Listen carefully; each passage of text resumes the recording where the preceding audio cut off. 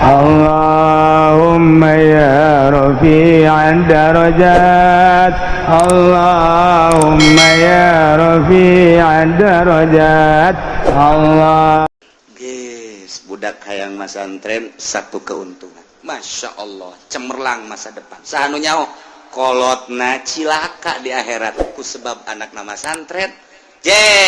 Malaikat, dia saya. Ya tuh nyaho cek malaikat buku ya imah bakula. Imah kula dek di kamana keun di diringkus. Iya dek di karena rakakeun lah. Iya abah ieu mah. Kunaon maka diringkus bah mak kredit. Ya. Cek malaikat aya sih sa kula anakna pan bisa tegerkepan kula mah santri di pasantren ku abah nu anta kula bisa maca Quran ngahatikeun Quran ieu tenang sabab ya ngabiayaan mah jeung abah sadengkeun cak Kangjeng Nabi jelema nu masantrenkeun anak kama yuqatilu payuk talu sahi dia abah kula ieu kredit mah kredit bae tetep teu bisa kas ka neraka teu bisa usul pangusulkeun ka Gusti Allah eta keterangan Kangjeng Nabi deuk kumaha tah Gusti Allah coba periksa teman-teman budak bener tante mas antren periksa ke malaikat bener aja coba eta dek pertanggung jawabkan kula dek kapanggih heula jeung Kangjeng Nabi Muhammad eta ucapan eta dek kumaha eta jelema nu ngabiayaan mondok pesantren sarua jeung perang terbunuh berarti eta syahid aya syahid diringkus kos kieu teu arti kula mah kajian gogo mage dek bentak pertanggung jawaban ka Kangjeng Nabi. Begitu datang kanya, mana yang mengabas ya? Iya, tadi, nges kasorgakeun. Masya Allah. Ayo cerita ya. Kafir Mekah, kupar Mekah teh embung jasa dipimpin ku Kangjeng Nabi. Di samping embung lain gak sakadar embung, tetapi nyana teh nantangan, lain sakadar ku ucap, ku tingkah jeung pagawean, dianiaya. Sahabat-sahabat dianiaya nu diseret mah nu dipasung mah nu ditubles mah geus macem-macem mengarah ka Kangjeng Nabi lain bantrak-bantrakeun weuy kupar Mekah teh kejam luar biasa tiap hari kadenge sahabat anu ditublas nu dianiaya paeh dan lain sebagainya nu seret. Woi, mukminin di Mekah saat eta mikir kudu kumaha ieu. Nyalametkeun agama kudu kumaha, lain mundur mukminin teh. Malah kumaha carana nyalametkeun agama. Geus yakin anu kuat. Bila perlu indeuh di Mekah sebab ngelawan ku perang mah encan siap minoritas. Dah Kangjeng Nabi terus dakwah tapi terus baik pimpinan Abu Jahal, Abu Sufyan, Abu Lahab berbagai abu nu lainna tetap nentang ka Kangjeng Nabi pohara jasa lain sekedar ku ucap tingkah mah geus karuhan pagawean mengarah ka Kangjeng Nabi teh dianiaya bahkan kita dibunuh Kangjeng Nabi. Abu Jahal nyarita sanu bisa mahulu Muhammad ka dia 1000 onta moal kudu dingkekeun deui ayo gerak lain lalawara ancaman teh nu mantak urang sebagai kiai datang ka imah ka karakter ditanya doang ku masyarakat haju muringis bae pendek ka karakter ditanya encan naon aduh cenah aing teu ditanya ya dagang toge we sia ulah jadi kiai main dagang toge ka ditu sia aya nu nawar atuh teu dibeli ge tuh kabelah dieuna geus narananya aya anu sinis haju dilawan dah tuh ulah aya nu nyiduhan antepkeun nyeun perkumpulan muludan endahan teu didukung kajen muludan sorangan nu ngadukung nya na mudu sorangan maka sampai ke assalamu alayka zainal anbiya ya assalamu alayka masyarakat jeung saya teh sorangan ja assalamu alayka asqal asqiya ya assalamu alayka assalamu alayka asfal asfiya ya assalamu alayka masyarakat we mah kasih meureun tah mah kumaha aing we mirobis samai Assalamualaikum jaya dua aja deh sorana sorangan tewanin kiai teh kos kitu tah dele Kangjeng Nabi baheula perjuanganana Masya Allah tah nu mantap Kangjeng Nabi terus dakwah wahai kufar Mekah wahai kaum Mekah saha nu iman ka Allah iman ka kaula sebagai Rasul Allah indah agama tina agama jahil ka agama anu lurus siratal mustaqim Islam inna dina indallahi Islam bakal diberes surga caritakeun keistimewaan jeung keindahan surga saha jelema anu teu nurut henteu iman ka Allah di akhirat bakal dibere kanyerian neraka sifatan ku Kangjeng Nabi neraka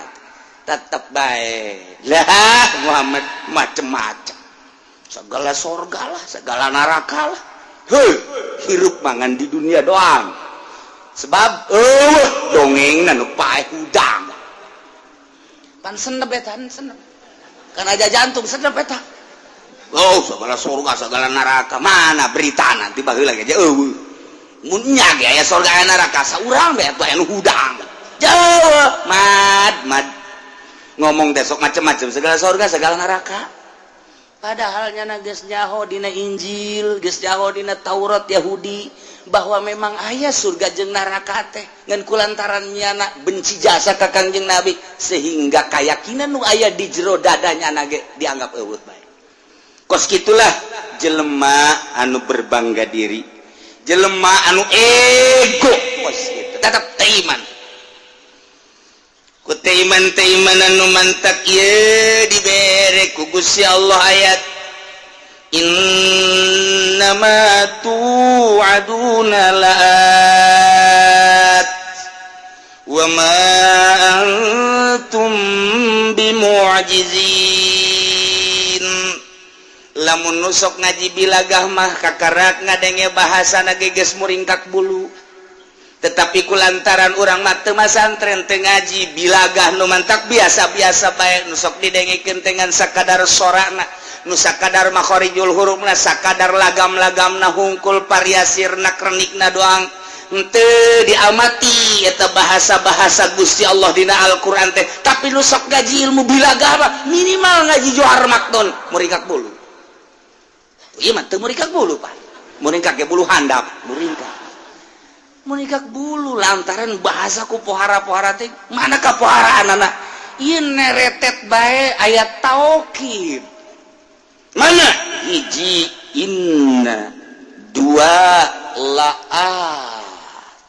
lam taukid nomor katilu wa ma nafi nomor kaopat make ba zaidah bimu'jizin woi ieu taukid ieu ngabaris aya opat ku pohara-pohara teh berarti tahap keingkaranana si bohota luar biasa sehingga ieu taukidna teh Gusti Allah teu kira-kira tuh mulai tah nu sok ngaji mah wijah nya aya nu teu ngaji mah tuh biasa-biasa mah nu mantak kunaon sia teu marondok atuh baheula henteu dia sia ke ditanya kunaon sia teu paham teu mondok kunaon sia teu mondok hah mengarah ka bapak omongan ku bapak di pondok cak papana deh sia di dieu bae ngomong pan aing ditahan pondok ka sia sok ajung-ajungkelkeun aing ka neraka sia pan aing ditahan ka sia mondok da cak kiai ge jelema anu masantrenkeun anak sarua jeung sabilillah sarua jeung kaman yuqatilu payutalu jelema nu pasantrenkeun anak sarua jeung jelema perang di medan laga terbunuh kan kurang kumaha kiai nyampaikeun anak jauh nu nyaritakeun sakola SD mah kama yuqatilu payutalu jauh nu sakola SMP SMA mah kama yuqatilu payutalu jauh nu kuliah sugan aya kamain yuqatilu payutalu jauh jaya ge anu man salaka ilman nu jelema nyupri ilmu jang sabilillah ilmu agama kama yuqatilu fayutalu percis kos jelema anu perang terbunuh di medan naga berarti sabilillah tah eta nu masantrena jeung nu ngabiayaana sarua sabilillah sia cokolot nu maco si ulah sabarangan ngeunana ngomong neraka ieu mah urusanana sia mah sia bae abah keur emang nitah ka kula mah sia pan aing nitah ka sia pan cek abah cenah bari sakola bae ulah lo diomongkeun sakola mah cenah cak abah cenah abe hebat cenah agamana bisa ajung nagarana bisa pan haji pasantren kan salawiyah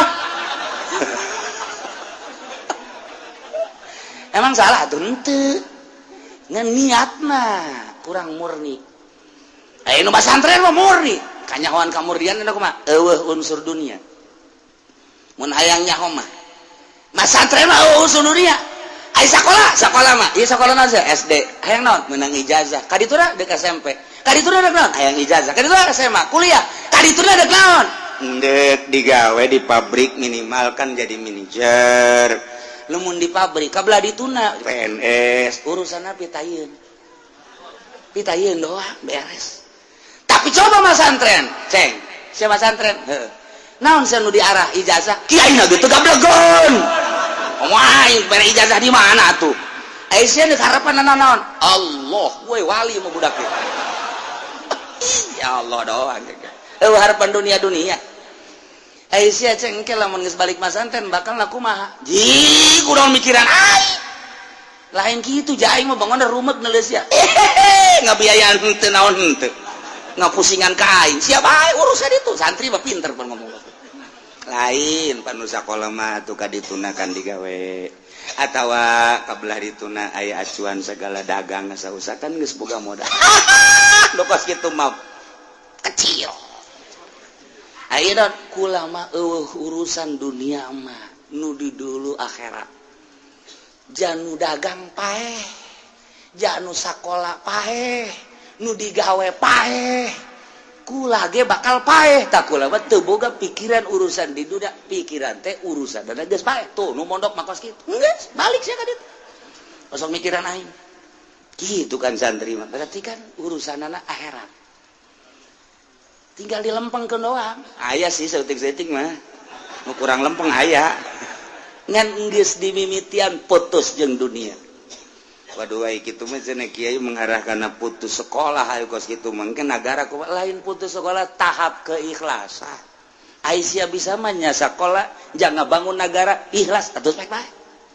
ieu mah keur carita ikhlas lah geus diikhlaskeun dilempengkeun mantap nya mah kawin ge tilok hese-hese santri mah tilok hese-hese tilok pulah pilih pokona asal sugih beunghar geulis beres bae sakitu salah tante saya ngomong ayo keur carita ilmu santri ieu mah moal aya di ilmu sakola mah neretet bae taukid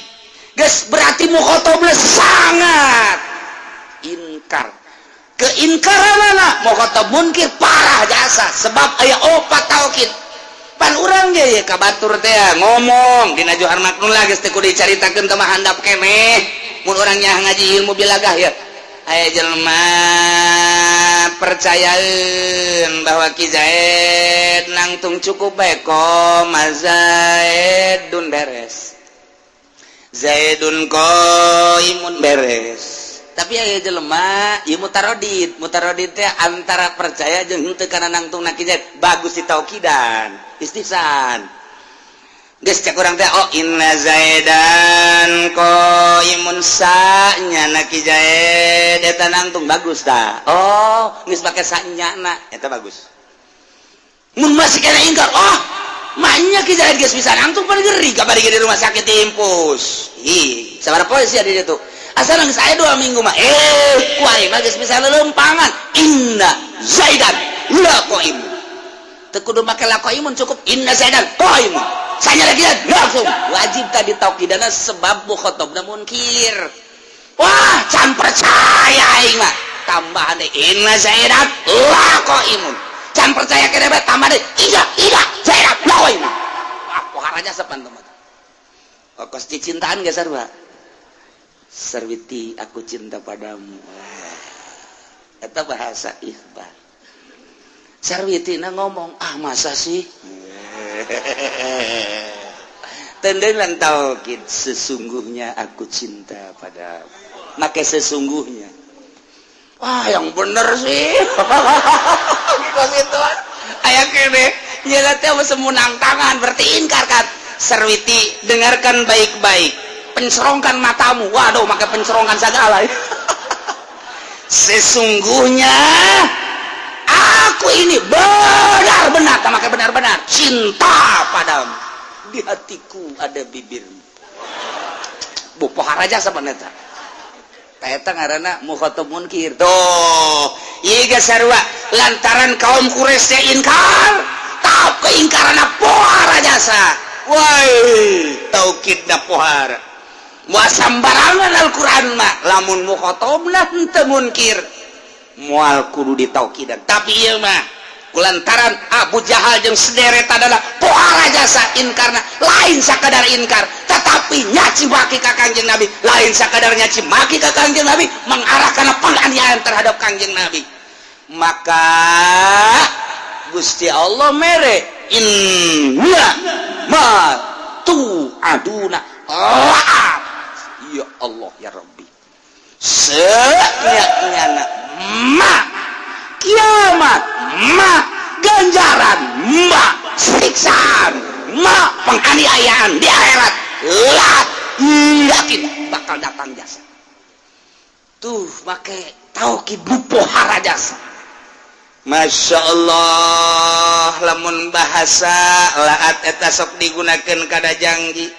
ai janji mah berarti kana kesenangan sorga tapi nu dimaksud di dieu lain janji nu dimaksud nama wa'id ieu adalah ancaman sebab keur nyaritakeun berhadapan jeung mukhatab anu munkir tapi make bahasana pake bahasa wa'du digeclekeun tina bahasa wa'du jang pi wa'idin ieu geus pohara jasa rahasia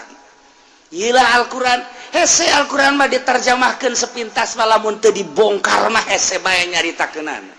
mata komo bab hukum mah aduh patali jeung hukum mah teu bisa make sepintas eta mangan sakadar sepintas supaya naon kitu ngaranna ngahartikeun lapad bae tetapi nu sabenerna mah petelan-petelan kalimat per kalimat sangat sulit modal ieu geus ngahartikeun lagi sanyanyana masih kiamat lah bakal datang yakin bakal datang temang-mang deh bejakeun Muhammad ka kafir Quraisy dibejakeun ku Kangjeng Nabi wahai kufar Quraisy maneh ku kaula di dakwahan tetep bae inkar nah dengekeun kecil sia cek Kangjeng Nabi innama sanyanyana kiamat geus aya dihareupeun bakal datang siksa geus aya dihareupeun bakal datang wa ma antum bimujizin teu aya anjeun kabeh bakal potol bakal pot karena siksa eueuh anu teu kasiksa sia kabeh bakal kasiksa jasa bahasa lagi make taukid lamun sia teu percaya bahwa Allah pangeran bahwa kaulah sebagai utusan Allah awas kiamat sakedeung deui bakal datang siksa bakal limpah aranjeun kabeh setelah kiamat selamat anu pot tina siksaan Allah bakal kena siksaan kabeh siksaeun siamah cak Allah terus gitu cak Kanjeng Nabi Masya Allah naman takul ya qaumi amalu ala makanatikum inni amil kul bejakeun ku anjeun Muhammad lahum kepada kufar Mekah ya kaum hei kaum kaulah para kafirin lamun geus tengah daya jeung tengah jeding ceuli aranjeun kabeh gas ayeuna mah i'malu sok magawe maneh sakadaek maneh kamu ala makanatikum sakawasa anjeun sok silakan eta geus bahasa teh sungkunan kos kitu teh aya geus tengah denge jeung tengah jeding mah sok sakadaek maneh pagawean teh pagawe ku anjeun teh sakawasa maneh ini ambil kaula ge dek migawe sakumaha misina kaula ente kaula maneh dina aya kakapiran jeung ngahina ka kaula ngamusuhan ka kaula ge tetep bae tegar teguh iman ka Gusti Allah bari sabar kami mah masing-masing. Kesurangan nasehatan ka anak sakali dibere nasihat tetep bae teu narima, 2 kali teu narima, 3 kali teu narima, ngomong mah sia aing geus teu ngadenge ka omongan aing mah sabodo sia geus ayo sakayang sia kadenge ku jadi sia anak-anak kekos gitu eta teh lain heuh bah lain kudu kitu ditampilin bisa eta ngomong nyungkun sia ku aing geus dinasehatan sakali masih kene, 2 kali masih kene, 3 kali sia nista maja utama gas ku ari mah sabodo sia sakadek sia gas los kumaha sia bae eta kos kitu teh nyungkun lain heuh bae geus kos kitu mah tuh kula-kula abah-abah lain kitu eta teh sing hade aya ancaman berarti ayo geus sakadek sia awas di akhirat awe di tahir awas ya koy balik awas ya golok geus diasa bae jang naon dah mencet kebo itu kos itu lalagan ngaran geus teu disarangkaan golok ayo sia geus naon deui ayo geura balik sia geura balik awas ya koy bebedak lawan geus disiapkeun bah hampura bener sa hampura tah lamun hampura kakara tu ancaman ngaranna awas ya sekali geus 2 kali geus 3 kali sia ayo teruskan terus kurang ka budak kos gitu sia main panggal bae eureun sakali ku aing teu eureun 2 kali teu eureun sia mah teu jadi terusan ayo geura main panggal ayo teruskan terus lompat kage budaknya lompat weh cenah abah kos itu amat sih lompat budaknya titah terus badak mah terus eta terusna bahasana kos gitu sih henteu kieu aya teruskeun coba ge abah neulekeun atuh nya terus atuh bae lain ayo geura terus ayo coba terus kos gitu amat abah eta ieu sarua jadi berarti ieu teh ya ngaranna amr ieu malu tapi amrna lain maksud tolab berarti kuari amalna teh li tahdid mubalaghah tahdid berarti kan iya ngagislek tina aslina majaz bohara Al-Quran jungkun terus cakang jeung Nabi terus ayo terus sok sakadaek jeung sakawasana ayo terus anjeun kaula terus ieu ancaman berarti sarua geng imalu masyitum awas fasawfa ta'lamuna man takunu lahu aqibatud dar maneh lamun geus teu ngadenge kana dakwah kaula cek Kangjeng Nabi hayo geura teruskeun maneh dina tetep kakapiran tetep maneh penganiayaan ayo terus engke ge bakal nyaho man takunu lahu aqibatud dar saha jelema anu bakal kakenaan ku akibat nu bagus jaga di akhirat dar teh desa akhirat dar teh desa kuburan dar teh desa dunia geus bahasana dar desa dunia dar assalamualaikum darakum mukminin desa kubur ieu ge akibatud dar desa akhirat bahasana make desa sebab urang kukumpulan gua ari kumpul di kuburan kumpul di akhirat ge bakal kumpul sedengkeun al arwah junudun mujannada kos tentara nu kuari urang kumpul di dieu ye engke di alam kubur ge mun parareh nyalampeurkeun ge we kumaha eta gua nyare dongeng keur di dunia baheula urang keur ieu kukumpulan nyaho di itu sok ngaji saya ngajina di mana aing ada pun takal amon dengan teh di alam itu teh dongeng kunaon tuh sia di dinya bae kunaon bari ngopi jeung teh dongeng teh di jero kubur engke di akhirat ge dareng kos kieu bae kos kieu anu henteu kumpul moal bisa nyana kukumpulan sebab kuari na ge henteu geus nyana kumpulna di dunia jeung tukang ngadu kotok di ditu ge ngadu kotok di babawa ku nyana pale kitu kudu di ditu kayak gitu jeung tukang gaple deh wow balak gendep ditarang gula deh waduh bakal ngahiji tukang gapleh jeung tukang gapleh deh tukang ngadu kotok jeung tukang ngadu kotok deh tukang mabok jeung tukang mabok deh ngahiji urang ye tukang ngaji jeung nusuk ngaji deui ngahariji bae masyaallah indah jasa nginaheun ke ngahiji sia ka mana deuk ngahiji ka ditu jeung kiai emang sia sok ngaji oh sok kiai wahun nyaho teu puguh sia ke nyaho aing kok nyaho teu puguh sia gaji sabar tahun 3 tahun wahun ke aing mah wahun jeung tukang uduk atuh sia ke ngahijina jeung tukang uduk ke di ditu nanti ngahiji ke di akhirat bage pipilipidan ke di akhirat ai sora mah jakadenge cenah kiai ai jeung kiai na wahun teu atuh ke di akhirat tak atuh maknya na manggihan oh jeung tukang sate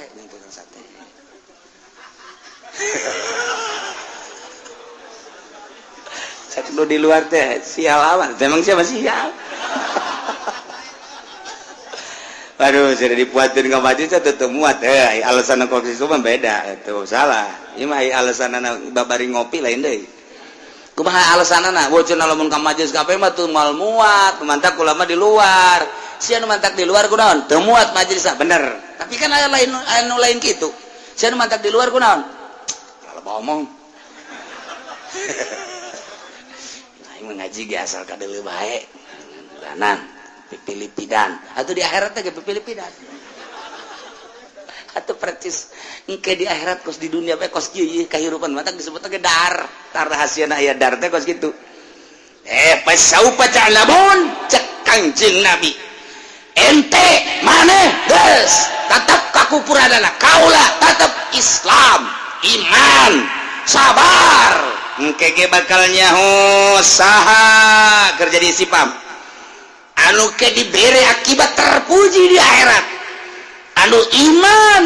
jeung nu kupur bakal kayahoan nu bener nahnu itu kaula apa maneh ke bakal kayahoan kos kumaha si kayahoanana innahu la yuflihu zalimun bakal kanyahoan ke akibat terpuji di akhirat jeung henteu terpuji teh innahu sanyana kalakuan la yuflihu zalimuna moal bahagia jelema nu zalim teh hatina kalalapir moal bahagia berarti moal ka sorga jelema kafir moal ka sorga deuleukeun di akhirat kuari antepkeun keuna saengangna sadaekna sakahayangna jaga di akhirat ngajungkel ka neraka jahanam mual bahagia kan mantap urang mah alhamdulillahirabbil jauh jarakna jeung Kangjeng Nabi 14 abad bedana ge tetapi nyai-nyayan di hate urang ti mimiti lahir lingkungan keluarga urang geus iman ka Allah jeung ka Rasulullah gede saeutik dibawa ka muludan dibawa ka rajaban terdidik budak di muludan oh pangeran urang teh Allah oh Rasul urang teh Muhammad can ngaji can naon budak ngadenge di muludan bae geus pohara jasa kan nu mah teruskeun sanajan Muhammadiyah ngabidah-bidah hehe Muhammadiyah ngabidah-bidah geus badeh mamaneh bae atuh cekelan sia nu teu bidah sia aing mah endek bae naon sababna aing ngadidik ka anak henteu nyaho-nyaho atuh nyana di muludan minimal menang berkat atuh nyana gitu bae sul hese-hese cak Muhammadiyah berkatna mah oh masalah sih dikirim ka dia Muhammadiyah ondo ieu mah ya tuh nya budak leutik kiringkeun ka muludan ngan ulah kena gandeng kena nyahoeun kan kieu budak leutik teh ngan nu pidatona nu bener ulah haju nyaritakeun Kangjeng Nabi nyaritakeun nyanyi nyaritakeun Kangjeng Nabi nyaritakeun rock and roll nyaritakeun nyanyi cak budak teh kos kararinya puyang aing mah neuleuh kiai nyana nu nyarita nyana anu nyanyi nyana nu bloon tak kiai budak leutik ge ngebloon-bloon sia teh si mana muludan aya kiai aya sa kiai na kiai bloon kiai bloon ku budak di bloon-bloon barang kadaengeun mah deui ku kiai nu sok caramah mah taji pudoli beusi di bloon-bloon deui ku budak aduh masya Allah ulah sampai ke di blon-blon ya karim mual bahagia jelema anu kafir urang mah alhamdulillahirabbil gede setik terus nyana milu ngaji tuturutan sanajan tadi diantarkeun ku kolotna embungeun kolotna nganterkeun lantaran besi mere uang bensin uang minyak bu aing teu ngaji mah dicarekan ku ngaji sia padahal diantarkeun henteu geus kajen geus urang mah ikhlas bae geus sabodo teh terus gede setikna nyaho kebelah dituna hayang sorangan mah kula mah deuk mondok bae nya ulah saya mondok mah kunaon kahir-kahir mah hese sia nu geus ngeusek santri ku sekarang itu kunaon kitu mah lah sarusah emang emas sugih ulah ngomong kitu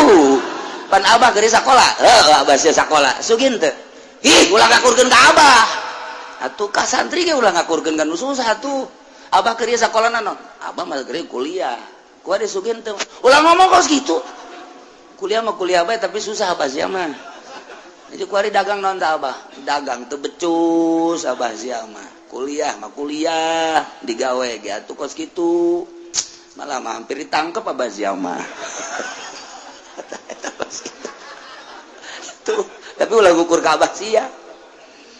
guys budak hayang masantren satu keuntungan Masya Allah cemerlang masa depan sanu nyaho kolotna cilaka di akhirat ku sebab anak nama santren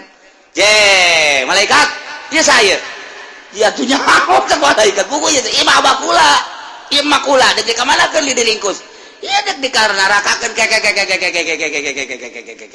lah iya abah ieu emak kunaon ieu maka diringkus bah mak kredit ya cek malaikat ayeuna sisa kula anakna pan ieu bisa teger kieu pan kula mah santri di pasantrenkeun ku abah nu anta kula bisa maca Quran ngahartikeun Quran ieu tenang sabab ya ngabiayaan mah jeung abah sadengkeun cak Kangjeng Nabi jelema nu masantrenkeun anak kama yuqatilu payuk talu sahih di abah kula ieu kredit mah kredit bae tetep teu bisa kas ka neraka teu bisa usul pangusulkeun ka Gusti Allah eta keterangan Kangjeng Nabi deuk kumaha tah Gusti Allah coba periksa itu budak bener tante mas antren periksa ke malaikat bener aja coba eta dek pertanggung jawabkan kula dek kapanggih heula jeung Kangjeng Nabi Muhammad eta ucapan eta dek kumaha eta jelema nu ngabiayaan mondok pesantren sarua jeung perang terbunuh berarti eta syahid aya syahid diringkus kos kieu teu arti kula mah kajen gogo mage dek benta pertanggung jawaban ka Kangjeng Nabi begitu datang kanya mana emang abas ya iya tah ieu geus kasorgakeun Masya Allah je sambarangan coba nu sakola mah ieu sia abah ieu emak ieu kudu diringkus atuh kredit sia anak sia keur mah santren teh henteu sia digawe di mana PNS aju pugu di kieu jeung atut kula ya tanda tangan sarwala guys ngahiji ka ditu ngagolotrok di neraka jahanam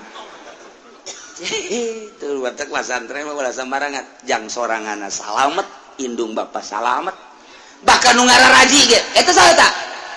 eta tatangga ijeh Haji Udin ji ieu ka mana atuh ieu diringkus kieu ieu tetangga ke Gusti ieu ulah kudu dikanarakakeun ulah ih atuh panjenengan mah loba jasa maksiat teh heula lantaran cak Kangjeng Nabi saha jelema anu deukeut ka kiaina ahli zikir kiai nu ikhlas 40 ibah ka kaler ka kidul ka wetan ka kulon eta teh kudu disapaatan tetep kudu ka surga bae eta pertanggungan jawab ba Kangjeng Nabi ayo mantak deukeut kiai mah tilok sarala teh mah ngandalkeun kiai bae Masya Allah innahu la yuflihu zalimun sanyanya kalakuan eta la yuflihu mal bahagia jelema nu zalim yane jelema kafir magas moal bisa disapaatan di akhiratna ai kitu mah jelema nu mukmin sanajan ke aya dosaan diperhitungkeun komo lamun menang syafaatil uzma ti Kangjeng Nabi mah atuh aman geus ya Allah ya Rabbi aman jasa kurang ngaharepkeun ge syafatul uzma urang mah ieu balik ka akhirat teh ngandelkeun salat ya salat urang mah ngaco ngandalkeun puasa atupan urang mah asar ponteng suri sakumaha dagang ieu nu pake andelan di akhirat moal bisa moal ponteng suri masya Allah bahkan ti memeh puasa geus disiapkeun pada tah pohara jasa atupan ndek jadi andalan puasa kos itu moal bisa nah salat teu bisa pake ande ieu keur carita andalan bae lanang puasa teu bisa urang mah zakat ge teu bisa jahayang kalem bae ta ieu iwalti urang mah ngaharepkeun syafaatil uzma ti Kangjeng Nabi urang Kangjeng Nabi Muhammad sallallahu alaihi wasallam belah dieuna aya 70 jelema anu dibere SK ku Gusti Allah sorga tanpa dihisab saurang-saurangna engke bakal nulungan saurangna 70 deui nu 70 na tidak 70 saurangna 70 kabelah dieuna para ulama-ulama dibere SK ku Kangjeng Nabi ulah waka ka sorga heulanan teangan heula murid ta eta kas kitu dadang mantep kiai mah pandeuri sabarwa ka sorgana pandeuri muridna heula ti heula ngan datang ka pelataranana doang tetap nungguan pamimpinnya nage sarua bae sebab teu nyaho jalan pan aya nu kieu jelema di dunia na teh ibadah mah ibadah salatna rajin puasana rajin zakatna rajin ngan malaweung teu konsentrasi nu mantak teu konsentrasi kurang wauh jeung Gusti Allah salat teh kurang konsentrasi jatuh wauh asa teu dileukeun ku Allah urang lamun asa didelekeun ku Allah konsentrasi pasti sieun ka Gusti Allah lantaran teu kenal jeung Allah kurang konsentrasi tah ke di akhirat kapanggih jeung kiai ditulunganlah ku kiai asup ka pelataran sorga dariuk ribuan murid di dinya teh nyana nanya aya ira dibuka nungguan kiai cek jadi teh heulanan darariuk baheula di dieu aya nunggu 100 tahun nungguan kiai can beres kiai can neangan murid-muridna heula neangan murid-muridna heula anu 100 tahun barang ge 100 tahun datanglah kiai ka dieu dibuka pan pintu surga brus ka salurga kabeh eta mah jelema nu kurang konsentrasi teh pan nyana menundutan batu asup ka surga jana nundutan blon teh budak nungguan 100 tahun barang geus dibuka pabe arasup nyana pas nundutan jak kurang konsentrasi teh di dunia nage kurang konsen geus atuh nyana waktu batur arasup nyana pas nundutan hudang-hudang lawang sorga ditutupeun deui kaget breng nyana hudang aya naon eta ye cak malaikat geus arasup kabeh ieu ka mana babaturan geus arasup kabeh eta tadi nu jeger naon nutup deui teu bisa dibuka ai kula kumaha cak malaikat emang tadi teu milu kula nundutan tan batak nu sok kajina nundutan ka bawah ka ditu wah terkenal jasa cak nu di tukang jahit mah teu nundutan ngan hees doang atuh komo hees nundutan bae teh asup komo hees kiai da di jero neangan kurang hiji ka mana ieu kurang hiji ieu pan geus dibuka sakitu tadi geus digiring-giring ku malaikat ieu kurang hiji nya ku kulintingan di luar aing ka mana jalan jehes kiai di jero neangan kurang hiji mun cara ka Mekah mapan kamar-kamar geus dibere tah nu tiluan nu duaan nu genepan pan geus ieu ukuran kamar duaan ieu ku sorangan saurang deui sia ka mana tadi baja bareng jeung kula aya ku ari kumana haho tetep teangan ku kiai di jero di luarnya na ku kulintingan aya aing ka mana jalan sakian teh malaikat ditanya malaikat tu buka deui bisa buka-buka aja cek teh kudu aya perintah mantap kula jadi penjaga teh ya besi aya anu keluar asup sambarangan tetep mun teu diperintah teu bisa atuh kula geus boga ieu SK asup sorga da mah tinggal asup ka lawang teu bisa ieu nu mantak di dieu meureunana teu asup ge eta geus lain deui masalahna emang tadi kurang nundutan Waduh Kiai geus seleh neangan di surga ieu surga itu bebeja kakara ka malaikat Ridwan malaikat ya. Kurang hiji peserta cak malaikat Ridwan dah je atuh emang aya ieu di luar keur ku kelintingan bae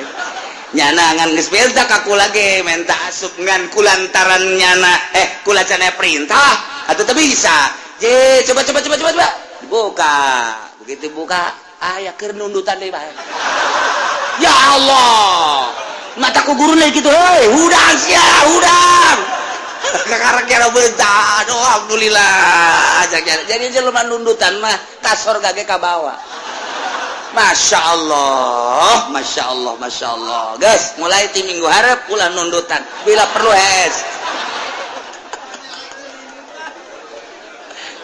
kula pajar lalagan dongeng lain bebeneran eta kos itu aya dongeng dina kitab supi tahu seperti gitu ngentek nundutan mah kurang konsentrasi etalah boro-boro di dunia ndek kauntungan perekonomian nundutan mah cilaka kajen kukumaha mal beres ku nundutan mah tuh ngaji ge bisa-bisa mubtada jadi nasab mubtada itu lain ropan asab nundutan eta teh apa anu kiai dongeng rukun wudu gedep pas pelebah ngusap sirah saeutik beratana nundutan geus bae dibawa ka imah tanya ku pamajikanana ngaji naon kiai rukun wudu ngan sabaraha genep jaakur hiji-hijina hiji eta dua itu kagep ye kalimat cak jana teh eta ngumbah sirah nu leutik naon ngumbah sirah nu leutik ngumbah sirah sak pamajikanna di dinya boga sirah nu leutik kayak kami ya tuh aing mah ti ditu lokos kitu juga kan tah teu mungkin teu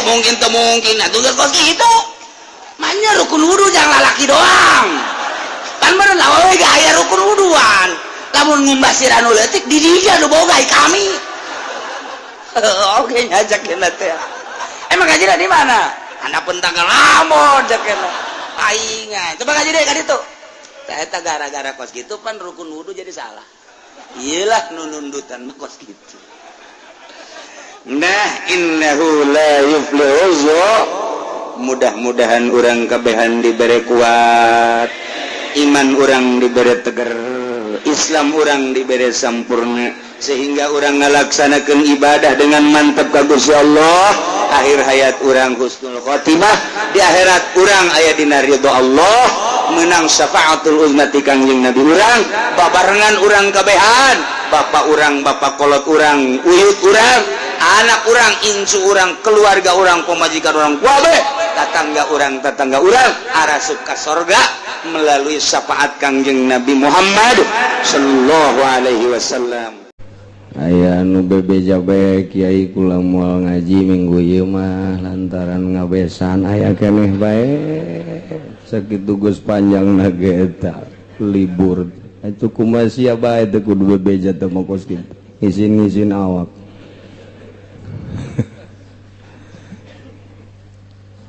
tuluy di sajeroning 2 bulan teh ternyata tetangga urang bahkan aya nu bapa urang nu ma urang nu anak urang nu babaturan urang maot nu urang ge tinggal nungguan waktu doang urang doakeun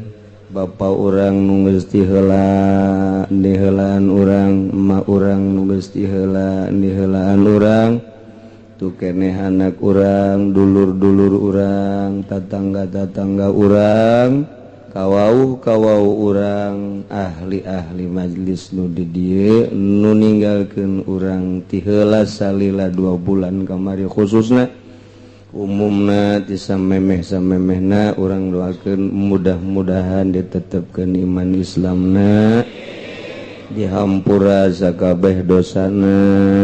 dilegakeun di kuburanana dicaangkeun di kuburanana ditempatkeun dina ridho jeung rahmat Allah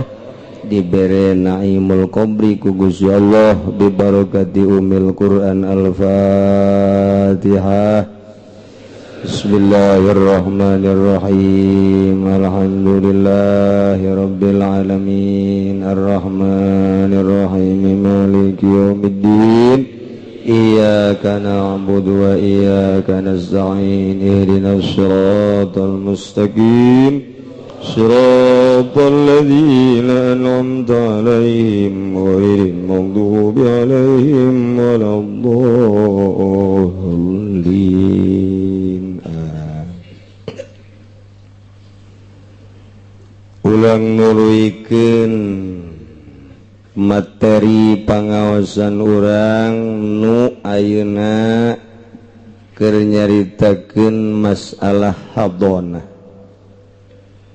Masalah hadonah teh hartina pengurusan budak, pengurusan jelema nu henteu istiqlal dina ngurusan dirina, hifzu malayastaqillu, ngaraksa ngajaga ngurus ka jelema nu henteu mandiri dina kahirupanana, ima budak keneh wa ima ilang akal lantaran tetep status manusia jadi kudu diurus. Khusus bab hadonah mah pengurusan dina urusan keluarga, tetapi ngarembet geninganan mun geus eueuh nu ngurusan mah indung eueuh bapa kolot eueuh emak kolot eueuh mamang eueuh ua ge eueuh geus eueuh gabeh teh nu ngurusan ka mana atuh da eta panjelema nya dipikeun otomatis kudu dibikeun pengurusanana ka sahibul wilayah ialah pemerintah. Hendak nyeun pemerintahanana nu bener, nu bisa ngurusan rakyat, nu bisa ngurusan rangda-rangda, terutama nu ngora lurah tama urusanan kemenang aya rangda-herang asal aya jahe perebut lurah jeung lurah, hampir ditembak lurah nu hiji ku lurah nu hiji deui, ngan untung lurah mah babaturanana jeung babinsa jeung binamas, jadi kerjasama jeung polisi ge siap cek cenah aing nge-backing sia lurah asal aing bere hiji, jadi kerjasama wae tungtungna mah tah eta kosit aman, lurah aman ngamankeun nu kolot, polisi ge aman, jadi bere nyen digeus sarua bae, jadi arah aman kabeh. Eta lah tipe negara nu bok-brok, tipe negara anu sakit, tipe negara anu keur kritis, diimpus di ICU. Ieu negara urang modal kos kitu, mun ditanya kapinteranana, pinter lurah teh luar biasa lantaran dokter Andes. Camat pinter, tunggal leuwihan ti lurahnya nama. Ai bupati pan sakolana gede Walanda baheula teh. Ai gubernur atuh komo gubernur tama pan pimentrieun. Ai menteri geus teu kudu dicaritakeun, menteri malanglang buana unggal negara. Presiden moal dipilih presiden mun teu pinter, atuh negara acak-acakan. Kunaon eta? Tanyakeun deui ka presiden jeung ka lurah. Kunaon negara acak-acakan dipimpin kuno pinter, berarti pinter teu ngajamin kana bener, pinter teu ngajamin kana beres lamun teu bener, pinter teu ngajamin kana ecreg lamun teu bener. Nu jelas negara urang dipimpin ku jelema palinter tapi teu bener, iyalah negara urang keur gering keur diimpus negara urang teh.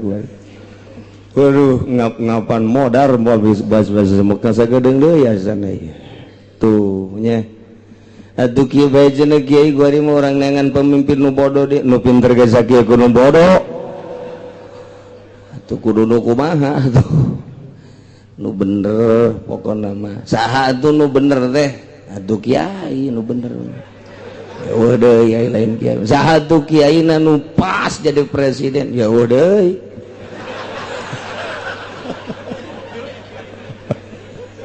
jangan Gus Dur nah aja Gus Dur guys deh kuari bangsa Indonesia nu paling terkaduhungeun ngalengserkeun Gus Dur lantaran ternyata setelah dibaca rencana Gus Dur luar biasa. Moal timbul 100 tahun ke hareup 100 tahun deui model Gus Dur nu aya mah kuari aya Gus Pur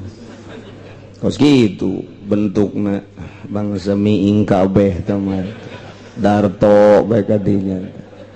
si gepeng nu ngaheureyan nagara bae nu geus karar itu masyaallah. Urang sebagai bangsa Indonesia khususnya urang di Tangerang umumna Serang Banten umumna pisan Pulau Jawa nai rindu jasa urang teh kepemimpinan anu piawai pemimpin anu jujur pemimpin nu bener pemimpin anu bisa ngurusan rangda-rangda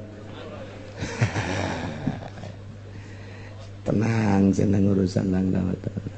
teh kudu konfirmasi ka kiai teman aya di kantong aing insyaallah nya tapi kajet aing teh urusan jadi kageja aya tulisanana di akhirat mah urang ulah miru puyeng ulah miru pusing urusan diri urang bae perbaiki perbuatan urang rapihan diri urang jujurkeun diri urang ulah waka mikiran negara urang mah kuari mah ieu ngurusan imah tangga bae nu kolot jeung nu ngora bae rapihan mantep geus sakitu ulah waka mikiran negara heula mikiran imah tangga urang bae nu kolot supaya ulah ngaco bae supaya marah tah bisa nundeukeun nu kolot ge enggeus tah raja koang-koang teh mah geus pokona ai nyandung hayang ai ribut unggal poe teu beres sama kos kitu mun hayang atuh bebeja ai aya ilmuna ge geus cenah kieu ge can nyandung itu mah lain naon sieun doang sebenarnya aduh masyaallah sabira awewe itu bamari sebenarnya mah nyandung mah asal ulang tas gilir bae memeh asup marah ya gitu pol nu kolot mah jadi marah kapiheulaan ban ku urang marah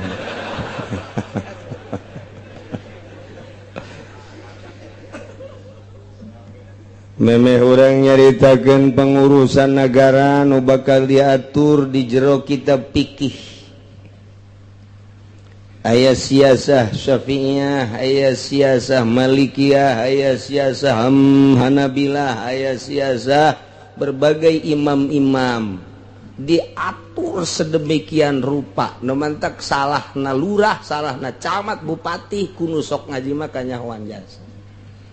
takur jeung aturan Al-Qur'anul Karim teh ngomong ka kaler ka kidul ka wetan ka kulon ge geus diatur teu akur bae geus cenapan aya mui di jerona teh podol sero mui geus bisa dipercaya lah bensin atuh haram meuli mah nya mui lobalah pokona mah geus atuh kudu dikumahakeun ku urang lain kudu dijejeleh kudu diperbaiki lantaran muina dulur urang babaturan urang kadang guru urang nagarana nagara urang babarengan atuh ngan asal muina daek ditoel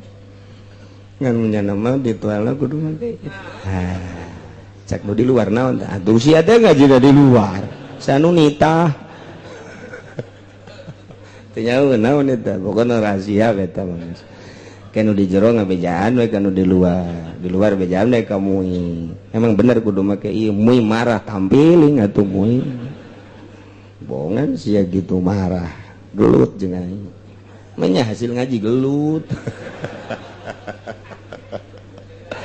ayo rapi yuk urang rapihan RT besi salah atau tegor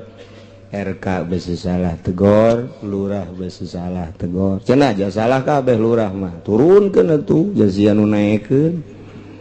baheulana pan dibere duit jadi kuari itu bisa nurunkeun tah eta nu beratna kos. Duh Masya Allah sekali deui jadi memeh urang nyaritakeun pengurusan negara, urang nyaritakeun pengurusan tentang keluarga.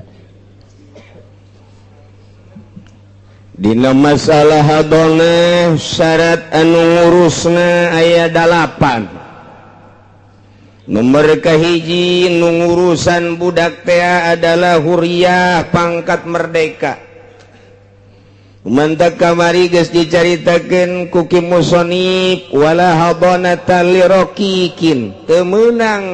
ngurusan jelema nu status daroki. Kaula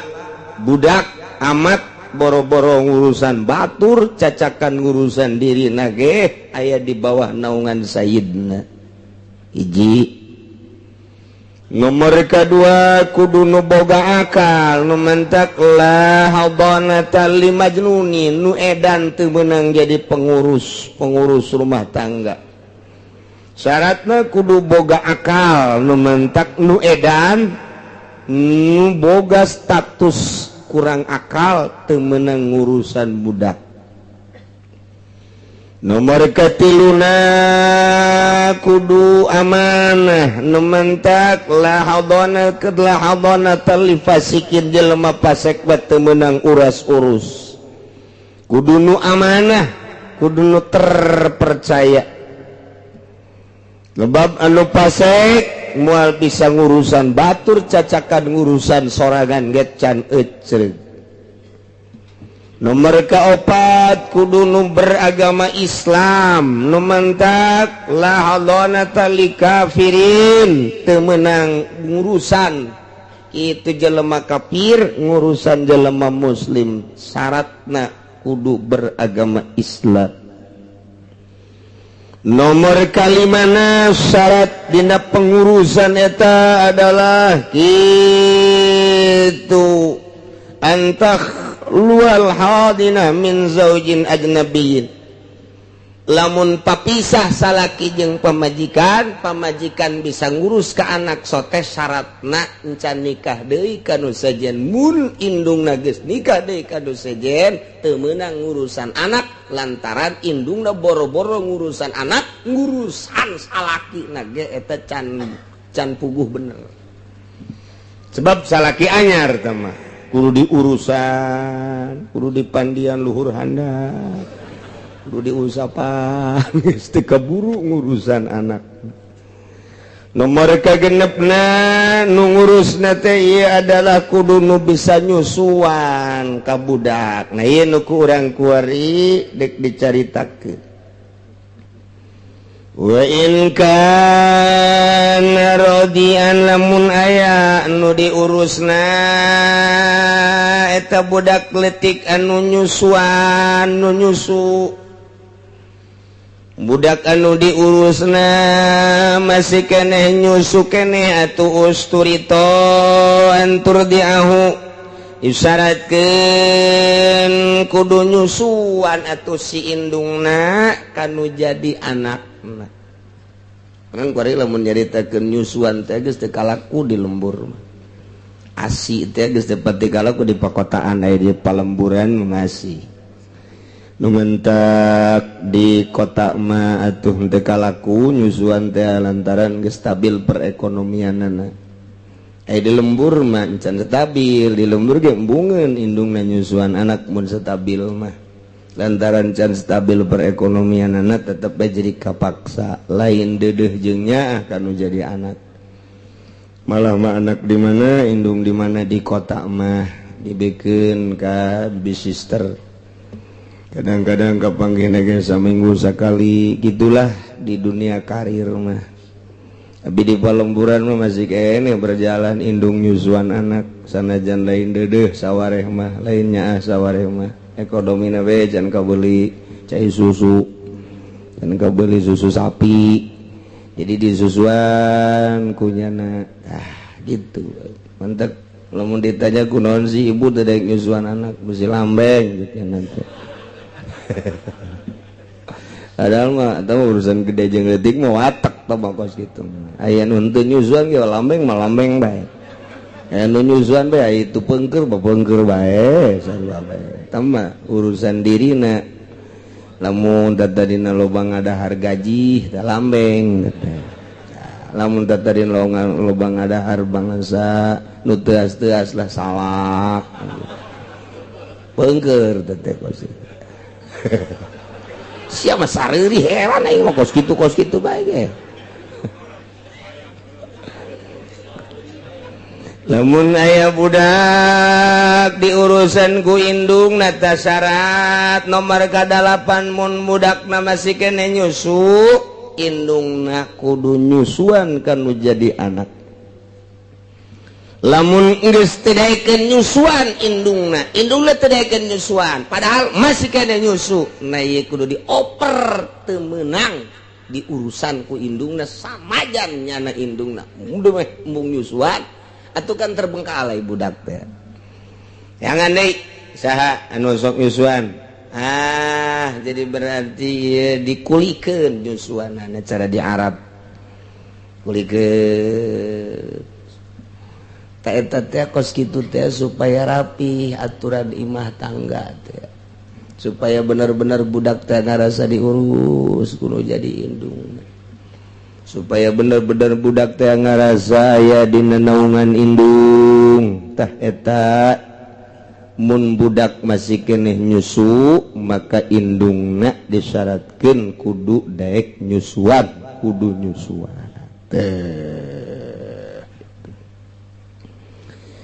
syarat nomor ke-7 alayakuna bi maradun daimun ulaya dai ngurusan teh gering mun diurus ku indungna ulah gering kabeneran indungna teh barang tas pepegatan jeung salakina padahal ieu indungna butuh ngurusan anak ai prak indungna setruk boro-boro urusan anaknya ngangkat leungeun ge teu bisa setruk eta teh teu bisa diurus ku indungna oper kan jadi bapana ka-7 nomor ka-8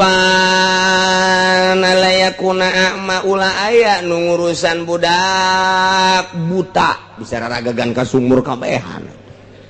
buta indungna ternyata atau ku bapana diurus bapana ge buta budak teh leutik keneh can nyahueun jalan teh lamun buta teu bisa ngurusan anak nu masih keneh leutik keneh masyaallah lain 8 bahkan jumlahna teh aya kitu 12 nomor ke-10 aya kuna rasyidan kudu pinter deui endeu kumaha terurus budak lamun ieu indungna nu ngurus teu pinter artina pinter teh dina urusan imah tangga ulah obrot dina masalah ngaluarkeun danana ulah sapeh teu puguh teu garu indungna teh sok resepeun jasa meuli petasan tah ulah dititah ngurusan budak tah kos kitu tah lantaran moal bisa ka urus budak atuh jada meuli majong malulu bisa tah sapeh teh ngaran atawa diurusan ku bapana teu meunang manggih anu bahenol asal aya urang Karawang urang Subang we aduh anu beureum bibirna atuh duit lain ka anak kadinya mal beres teh ngurusan sapeh teh nu kitu ngaranna teu meunang ngurusan budak teh nomor ke-11 alayakuna mugbilan ulah aya nu ngurusan teh jelema anu sok pohoan jasa poho balulu poho asal diteuneun budak dihareup ka jero imah ai tadi anak aing di mana nya teu beunang asal diteuneun poho masyaallah teu beunang nu kos kitu nomor ke-12 nu ngurusanana ulah budak leutik lantaran ieu mah urusan wilayah urusan pengurusan mah kudu anu dewasa geus kudu anu pinter dina urusan imah tanggana jeung kudu anu pinter kudu ulah budak leutik kudu nu dewasa ta etalah cara pengurusan anak lamun diurus nuturkeun aturan-aturan agama rapi ujianana budak ge ngeunah di urusan magrib memeh magrib dipandian ku indungna embungeun dada dipaksa disadangdanan budak terus magrib terus diajak salat heula tungguan atawa diasuh heula beres salat wiridan di pagahan alif bata eta pinter tanu kos kitu ngaranna indung ngurus budak teh ieu mah atuh memeh magrib boro-boro mandian budak nyanana gen teu mandi ngejebleh beges teu kaburuna naon dur magrib boro-boro mandi nyana di hareupeun TV aju anak dage atupan milu cileuh singgerendo teu mandi terus boro-boro salat mandi ge henteu ta eta ngurusan budak model kitu moal beres sedengkeun di lembur teh hampir karitu di Lampung mah gitu teteh aju tepak wari ka Bitung gitu deh itu moal beres tak ngurus budak teh mantap geus gedena tuh heula pemandangan di televisi gede saeutik memeh sakola SD geus main HP caram budak ulah main HP ulah abah ge geus korban HP itu sebenarnya emak ge korban HP sebenarnya kunaon memang emak ge ieu bobogohan deui gara-gara HP pepegatan jeung abah sia teh ieu gara-gara SMS-an mah ieu korban HP nah eta kuduna emak bisa ngadidik anu jadi budak pes insyaallah nya teh jadi lamun budakna ieu nyusuan nyusu keneh susuan ku indukna Pain kamulas nakisatun nawatul ikotsman kuatun hadonat awewe anu henteu memenuhi persyaratan nu kitu ngaranna eta awewe nakisoh syarat pengurusan teh tadi teh kudu anu Islam agamana kemudian kuari indungna kafiroh berarti statusna nakisoh kuari kumaha lamun kakurangan tersebut jadi sampurna andai kata indung anu kafir nu teu meunang urusan budak teh kuari asup Islam ta indung nu asup Islam teh kuari mah jadi sampurna nu tatadina kafir kuari jadi muslimah ta eta mah jadi kembali meunang urusan atawa syaratna teh tadi kudu ulah nu pasek awewe pasikoh teu meunang urusan anak tak kuari maka sampurna anana terjadi terhadap awewe anu pasikoh yakni kuari awewe tobat tina pasekna ta eta kuari meunang urusan lantaran kuari mah geus teu pasek atawa tatadina awewe teh dan dibawa ke grogol barang diimpus di grogol di opnam saminggu balik teh seserian deui normal deui kuari mah kanu tatadina teu meunang ngurusan anak kuari barang dibawa ke grogol cager berarti sampurna bisa ngurusan deui atawa tatadina awete rokikoh yakni kaula yakni amat teu meunang ngurusan anak teu meunang ngurusan boro-boro ngurusan anak dirina ge aya di bawah naungan sayidna kuari nyana diperdekakeun ku sayidna jadi statusna huruh merdeka sampurna berarti setelah kuari jadi awe sempurna meunang nyana ngurusan anak awewe pepegatan jeung salakina sedengkeun boga anak leutik keneh ta eta teh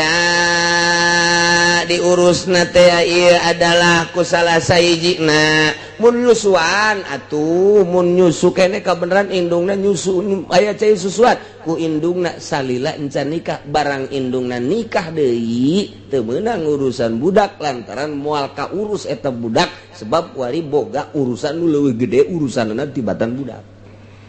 leuwih gede tah urusanna tibatan budak dah jadi ngurusan salaki tah ayeuna mah awewe anu tadi kawin deui teh teu meunang ngurusan anak meunang 2 bulan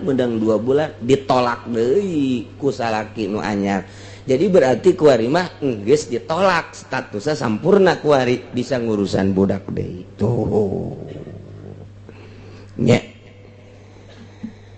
Tah cek ajengan musanipain kana main kamulat mun sampurna awewe anu aya kekurangan nu tatadinan teu meunang urusan budak aw tulikot atawa geus ditolak deui awe anu tatadina ditikah usalaki anu anyar kuari ditolak eta habonat menang urusan deui pain gobatil wallahu a'lam.